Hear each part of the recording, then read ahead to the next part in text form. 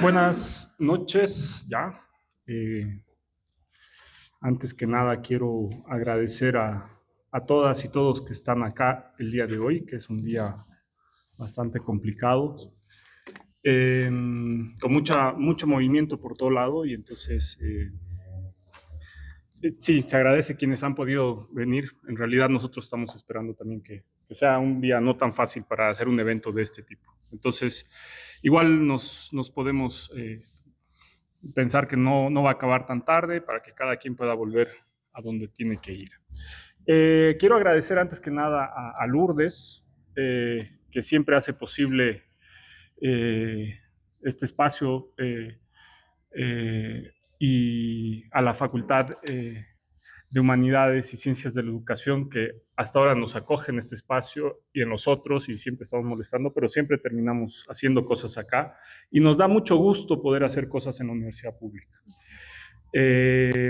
Vamos a seguir intentando que los próximos foros sean también acá. Quiero agradecer mucho a Don, a Alejandra, a Raquel por haberse dado el tiempo para estar acá. Hemos estado pensando este foro, que es el segundo a contracorriente que estamos haciendo. El primero lo hicimos hace un poquito más de un mes con Stasi Chaplitsky, que expusimos sobre la crisis económica. Fue un evento bastante interesante, con mucha gente, y queremos dar continuidad a este espacio, que es, como les decía, a contracorriente. Van a seguir habiendo foros durante todo el año, que, como le hemos llamado, es información necesaria sobre los problemas que vivimos, explicado de manera sencilla y directa. Y bueno, hoy vamos a entrar a un tema que no es ni sencillo y es bastante complejo, y aquí le vamos a dar la tarea a Don de que nos simplifique todo esto, a ver si lo hace, eh, si lo logra. Y es un tema que hemos estado discutiendo mucho en el Centro de Estudios Populares. Es más, quienes han seguido un poco el Enclave 3 va en ese tono. El Enclave Salvaje 3, nuestra revista, va en el tono de militarización, economías ilegales, violencia ligada a economías ilegales, etcétera. Y nos interesa mucho porque en estos últimos meses hemos empezado a ver un discurso que, si bien no es que en este país no se fortalecieron a las Fuerzas Armadas durante las últimas décadas, pero el discurso empieza a plantearse como militarizar muchos ámbitos de la sociedad civil, algo que no es bastante común, ¿no? Eh, Incluso a mí me llamó mucho la atención militarizar la lucha contra los incendios, ¿no? Algo que suena más a ocupación territorial de la Amazonía que otra cosa. En fin, sobre este tema y otros más nos va a hablar Don. Y por qué es importante meter algunas claves que no las tenemos tan identificadas, porque no estamos hablando solo de la militarización a la que hemos estado acostumbrados en este país, que es la represión directa del ejército contra sociedad civil organizada, movilizada, bloqueando, etcétera, que, digamos, el 2003 es un ejemplo importante de ese momento, pero hay otros momentos también, ¿no? Entonces, ¿cómo vamos a ver otras formas de militarización mucho más violenta que tienen efectos profundos sobre la organización de la sociedad civil?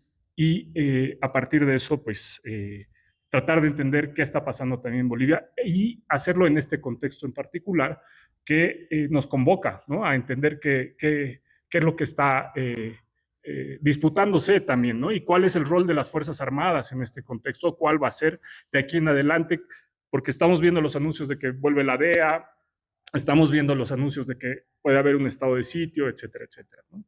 Entonces, dicho esto, para no ir más allá, voy a darle la palabra a Don. Don es periodista con casi 2 décadas cubriendo militarización, guerra contra las drogas y resistencias populares en América Latina. Es autora del libro Capitalismo Antidrogas, una guerra contra el pueblo, y otros 2 libros, uno que se va a publicar recién en español, pronto. Y es editora responsable de Ojalá.mx, donde trabaja con Raquel y que ahorita también la presentamos, ¿no? Entonces, Don, te dejamos la palabra. Gracias. No sé si podemos... Sí, vamos a, ahora sí. Sí, por favor.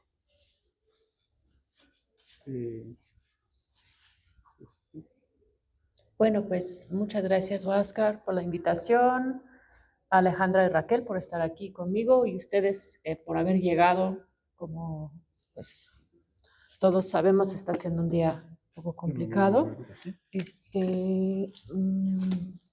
se esté viendo. ¿Se ve? Sí. Bueno, ¿Tú quieres verlo grande? no. Entonces, bueno, pues gracias a todos que han hecho posible ese evento. Yo me llamo Dawn Marie Paley, soy periodista de Canadá. Conocí a Huáscar y Raquel en Puebla, México, donde sigo yo radicando, donde, bueno, con Huáscar y otros compañeros de aquí estudiamos junto con Raquel en la Benemérita Universidad de Puebla. Y en el 2014, ese libro que en español se llama Capitalismo Antidrogas salió en inglés como Drug War Capitalism. Lo sacamos en castellano en el 2018 y entonces llevo muchísimos años trabajando ese tema de tratar de pensar la guerra contra las drogas como un pretexto, ¿no? Que tiene mucho que ver con la ocupación de territorios, el control de recursos estratégicos y pues el control social del movimiento también del tránsito, ¿no? De las personas. En el caso de México es muy importante la migración en esa discusión. Entonces voy a compartir algunas claves que junto con Huáscar y otras compañeras de aquí hemos estado tratando de pensar cómo esa estrategia que hemos visto, ese libro, Capitalismo Antidrogas, se trata de Colombia, también de México y Centroamérica, pero mi trabajo desde entonces ha sido casi todo en México. Entonces ahí estoy como tratando de ver qué elementos del análisis que venimos pensando y desarrollando hace bastantes años, más de 15 años, pueden movilizarse pues para entender ese contexto que estamos viviendo hoy día. Algo creo que está pasando en ese momento es que hay una percepción general que el régimen de Trump II está destruyendo el orden global existente post Segunda Guerra Mundial. Y lo que hemos visto en los últimos meses es que también se está reconstruyendo otra agenda diplomática. En particular estoy viendo las Américas, o sea, podemos hablar aparte de lo que pasa en Irán, en Palestina, etcétera. Pero en América Latina estamos viendo como que una agenda que está muy basada en los minerales críticos. Ellos llaman minerales críticos a lo que son más de 60 diferentes metales y minerales no metálicos. O sea, no es lo mismo a los minerales raros o difíciles de conseguir, sino viene ahí plata, viene estaño y también vienen minerales más difíciles de encontrar. Entonces, el 4 de febrero se hizo un evento en Washington, D.C., donde creo que más de 40 países firmaron un pacto sobre el acceso, garantizando acceso a Estados Unidos o preferencia a empresas que surten Estados Unidos de minerales críticos. De América Latina, estos son los países que entraron en ese primer momento de ese primer acuerdo.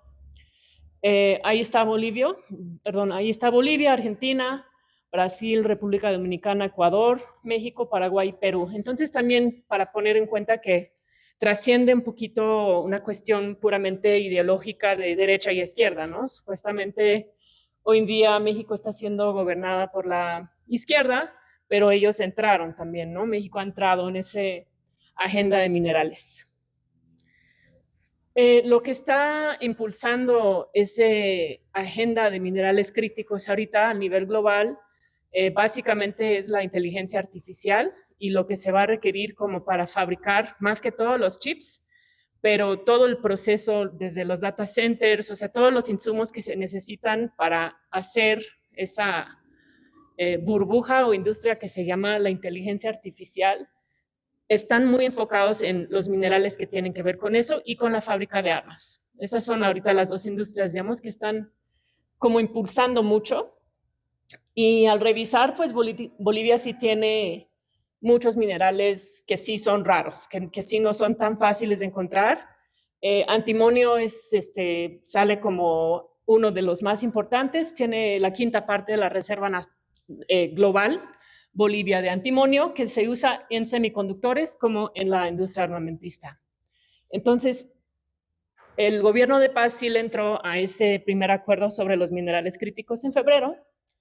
Y el segundo pacto que quiero revisar rápidamente en esa agenda global que está queriendo poner ahorita Trump es el llamado compromiso para combatir la actividad criminal de los carteles. Han escuchado probablemente lo que llaman el escudo de las Américas, pero previo a eso tuvieron una junta con el Comando Sur. Esto fue en marzo de este año en la Florida. Entonces, acá los ministros de defensa de 17 países de América Latina, y aquí vienen incluidos de nuevo países supuestamente más de izquierda, ahorita con un liderazgo más de izquierda, y también desde el lado de muy de derecha, firmaron un acuerdo, un compromiso para, entre comillas, combatir la actividad criminal de los carteles. Viene en un contexto donde ya se ha clasificado los cárteles como grupos terroristas y desde la administración se habla mucho del narcoterrorismo. De ahí se anuncia el escudo de las Américas, que es un grupito más chiquito, y ese sí son puro presidente muy de derecha, pero atrás sí hay como un acuerdo de otros países de una cooperación más intensa entre las Fuerzas Armadas de Estados Unidos y las Fuerzas Armadas Nacionales. Son tres puntos centrales en este pacto. Lo que ellos llaman seguridad fronteriza o el control de las fronteras. Eso ya lo podemos entender como la expansión de la vigilancia policial racializada y también el intercambio de datos biométricos, etcétera, con Estados Unidos. La supuesta lucha contra el narcoterrorismo, que nosotras estamos entendiendo como una guerra declarada contra el pueblo. O sea, la guerra contra el narco es una guerra contra el pueblo y los procesos organizativos sociales. Y la tercera, que viene dentro de ese acuerdo que firmaron el 7 de marzo, es la protección de la infraestructura crítica. Ahí pues no definen lo que es la infraestructura crítica, pero entendemos que viene eso en ese contexto del control de los minerales. Entonces, la infraestructura crítica para el saqueo, ¿no? Que terminan siendo no solo estas zonas ricas en recursos, sino las carreteras, los puertos, los aeropuertos y un largo etcétera. Lo que vemos realmente como el punto de ese tipo de guerra que llaman guerra contra las drogas es la capacidad de los movimientos sociales y la capacidad organizativa de los pueblos. Algo que he aprendido mucho con Raquel es que la fuerza que ellos despliegan de manera militar está relacionada a la fuerza que es capaz de desplegar la organización social. Y lo que estamos viendo con mucha claridad en esos días aquí en Bolivia es que, a diferencia ya de muchos países en la región, se sigue viendo como alguna capacidad de veto popular comunal, indígena, campesino, que puede forzar la abrogación de leyes. Entonces, eso es el blanco de lo que viene siendo la guerra contra las drogas, y eso lo hemos visto con demasiada claridad en México.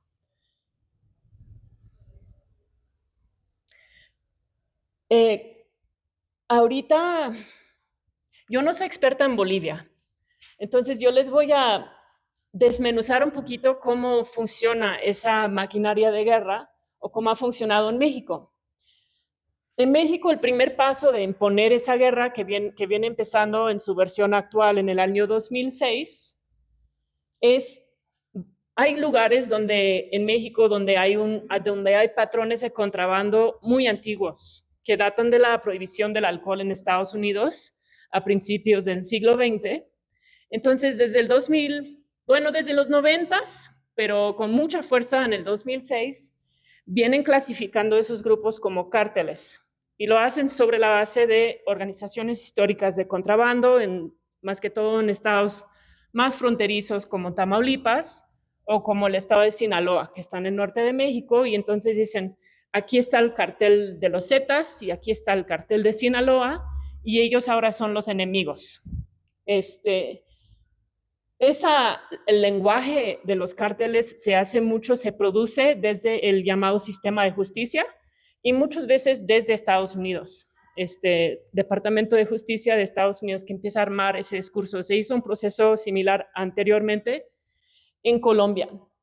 Luego, alrededor de ese discurso estatal, se empieza a producir como una maquila en la academia y en los ONGs y en think tanks de producir y reproducir informes que supuestamente detallan todas las actividades y movimientos de lo que se nos explican como grupos súper organizados de cárteles de la droga, de grandes mafias con capos y estructuras cuasi empresariales, un largo etcétera. Esos discursos se distribuyen en los medios de comunicación y se vuelven sentido común, sentido como que igual he trabajado mucho en ciudades y pueblos en México que han sido muy golpeados por esa guerra, y la misma gente, casi todo mundo enuncia lo que está pasando hablando de cárteles de la droga.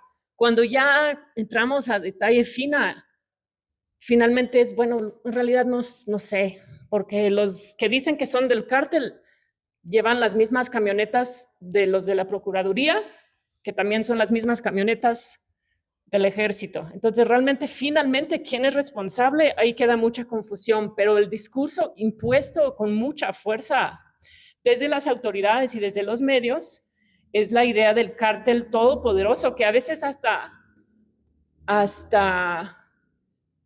es muy común, por ejemplo, en New York Times, leer que el cártel de Sinaloa tiene más poder de fuego que el ejército mexicano. Eso es un mito, eso es un invento. Pero es algo que se ha hecho y se ha repetido tantas veces que el discurso vuelve, es que el Estado está sobre rebasado, es que es responsabilidad del Estado es combatir a los cárteles. Pero lo que hace eso es realmente crear grupos de personas supervillanos, o sea, que son los responsables de todos los males en el país. Hasta ahorita, cuando asesinaron el Mencho en Guadalajara, llegaron a decir de nuevo en New York Times que el señor practicaba canibalismo y que también enseñaba a sus achichincles ahí a comer carne humana. O sea, mitos realmente coloniales, súper racistas, que se vuelve a aplicar sobre esas figuras de los míticos carteles. Lo que hace toda esa máquina, esa fábrica de discurso, nos distrae mucho. Uno de lo que les mencioné de los movimientos sociales, del capital, de los recursos naturales, de los territorios donde pasa esa violencia.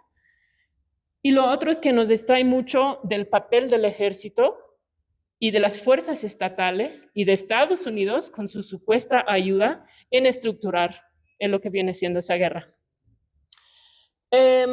Esa lámina salió un poquito extraño, no soy muy experta en hacer PowerPoints, pero yo lo que propongo es, en lugar de enfocarnos tanto en cárteles, supuestos grupos criminales y un largo etcétera, que mantenemos nuestros ojos, nuestra atención sobre el despliegue del ejército, sus movimientos, el despliegue de las fuerzas especiales, policíacas y también desde el ejército, dónde están poniendo nuevos cuarteles, qué están haciendo los generales.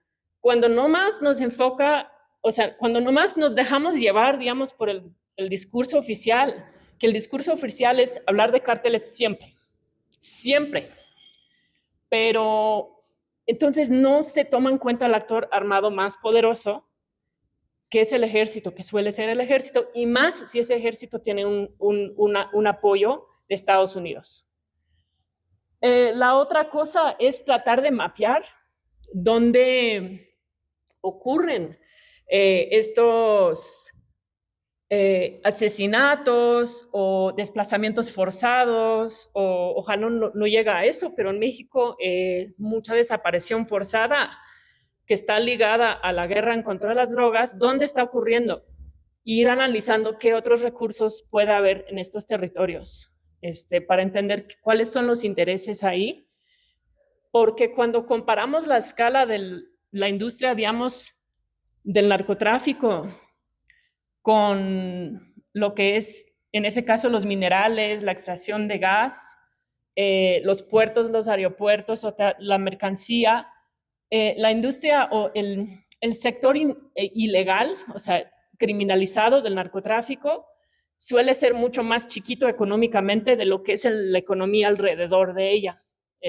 Quizás se ha escuchado aquí de Michoacán, donde por fin ya entendemos comúnmente en México que la violencia ya tiene mucho más que ver con aguacates y el control del negocio del agro, de lo que tiene que ver con el movimiento de bolsas de cocaína.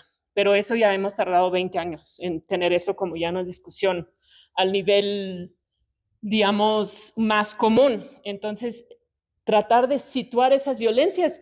Yo vengo pensando, y eso es una intuición mía, que por lo que está pasando, el contexto actual de Bolivia y la historia también que aquí tienen con la DEA, por ejemplo, con la injerencia de Estados Unidos, que es muy probable que ellos tratan de entrar ese discurso y esa llegada de los supuestos cárteles y todo eso como por lo que podemos pensar como la puerta de atrás, territorios, quizá no el Chapare, ¿no? Quizá ahora sí Pando y Beni, como dos territorios donde ahorita hay alto nivel de movilización social, conflictividad sobre las tierras y quizá, o sea, como que no más tratar de romper con los esquemas que va a llegar un cártel ahí y van a empezar una guerra en el Chapare. Pues puede tener otra forma y tratar de estar un poquito al pendiente. Para cerrar, yo quisiera mostrarles esta gráfica que nos está mostrando los homicidios a nivel nacional, eso es de México, y podemos ver que básicamente desde el 92 hasta el 2006 tenemos tendencia a la baja de homicidios. Lo que pasa es que desde el 2006 podemos ver que sube de menos de 10,000 homicidios al año a casi 30,000 homicidios al año en el 2010, 2011, vuelve a bajar un poquito y vuelve a subir masivamente durante el sexenio de López Obrador, que alcanza su récord histórico de más de 35,000 homicidios al año. Son 3 veces más, pues, en un periodo que nos están diciendo constantemente que están velando por nuestra seguridad y que la militarización es por nuestra seguridad. Y lo que yo quiero destacar aquí es que el cambio más importante que hubo en el 2006, más que todo 2007, el cambio más importante no fue un cambio de carteles, no fue un capo que llegó, nada. Lo que cambió fue la militarización. Desde el final del diciembre de 2006 se empieza a militarizar el país a través de las operaciones conjuntos, Policía Federal y Ejército, y mandarlo a todos los estados. Estos operativos nunca han dejado de pasar, siguen ocurriendo. Eso es lo que cambia en México. Se militariza, dispara los homicidios, dispara la desaparición. La gráfica de desaparición es muy similar. Es un fenómeno que hubo mucho antes, en los 60s, 70s, un poquito en los 80s, casi no hay desaparecidos, y en el 2007 empieza, y hoy estamos a más de 130,000 desaparecidos.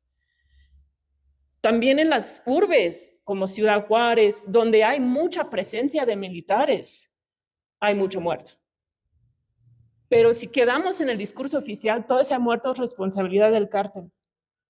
Y no se habla y no se analiza el papel del ejército y del Estado en estructurar esa violencia. Y bueno, para cerrar, si tú preguntaras hoy a Raquel, que conoce muchas cosas, ¿quién fue el capo más importante en el 2006? Pues quién sabe. Los capos cambian cada 2 años, cada 3, cada 5. Ahorita, antes eran los Zetas, durante muchos años ellos eran los malos, ya no existen. Ahora ellos se llaman, o sea, esta información de los cárteles, de esos grupos, es algo muy se cambia mucho y como que es para despistar. Sí hay grupos organizados que mueven sustancias, pero lo hacen bajo la supervisión de las Fuerzas Armadas. Eso es el argumento principal.